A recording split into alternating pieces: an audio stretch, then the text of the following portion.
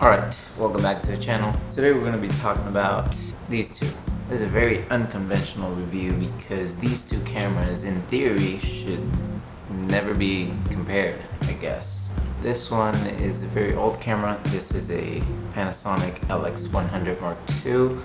I've had this one for a very long time, and this is a fairly new camera released a couple of months ago. It's the Fujifilm X-E4. But I decided that I wanted to compare them and kind of like give you a little my review about them because I use them for the same exact reason. And that reason is being able to capture family moments, everyday life, as well as behind the scenes on shoots. Pretty much anything I want to capture that's not done with my professional camera that I shoot most of my images with. So let's get right to it. On one side you have the Panasonic, which is a smaller megapixel count, smaller sensor, yada yada yada. On the other side you have the Fujifilm, which is a much larger sensor than the Panasonic, interchangeable lenses, and the pretty amazing Fujifilm colors. I'm not gonna bore you with the spec sheet BS about these cameras because it doesn't make any sense. What makes sense is what type of images you're getting with both. With the Panasonic, like I said, I've had it for a longer time than the Fuji, and it's given me some great images, including some stuff that could be printed. For the Fujifilm, recently got it because, like I said, it recently released, and it has given me also great content for behind the scenes on shoots. And I kind of like, when it comes down to it, these two are very similar because of the way that I use them.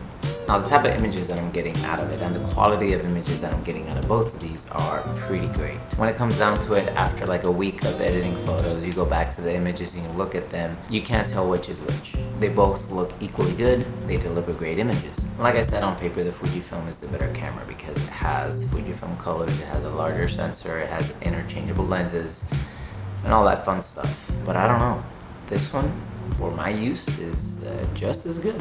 And I thought that buying this camera, the Fujifilm X-E4, was gonna make me happier, was gonna give me better images. But I was wrong, because it's never about the camera, but about what you get with the camera. And honestly, it's not perfect. It's a little laggy in the EVF department. When you take a burst of photos, it kind of takes a minute to load.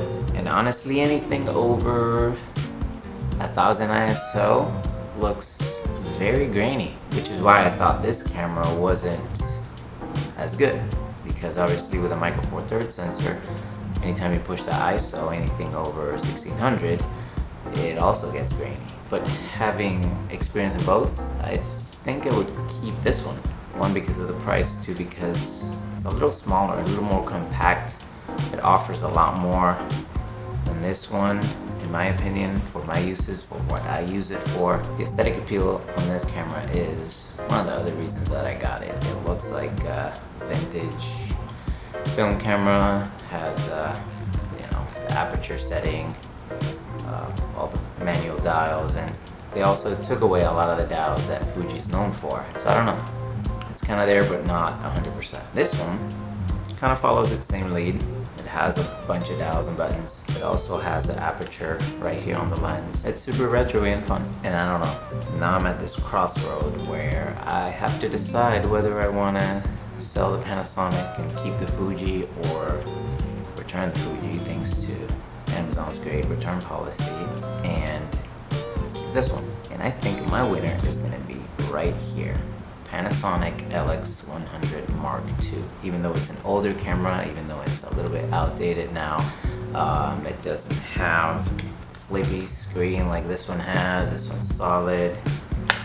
All those things I don't care for because I look for that in my main camera, not my everyday camera. So this one's gonna have to win. A little easier to throw around. Don't have to worry about lenses because it's attached to it and it's a zoom lens. This one, on the other hand, is gonna make me want to buy more lenses. In the end, image quality is the most important thing that I look for in a camera, and for the uses that I give them, can't really tell the difference after you process the images, which one is better than which. They both look equally good to me, so I'm gonna say that this is my clear winner, and I'm sorry to all the fanboys out there who I'm breaking your hearts. I don't care. there you have it. This is my honest review on these two cameras that shouldn't be compared to one another, but here I am doing it either way. Hope you enjoyed that. If not, I don't know what to tell you. I'll see you in the next one. Bye.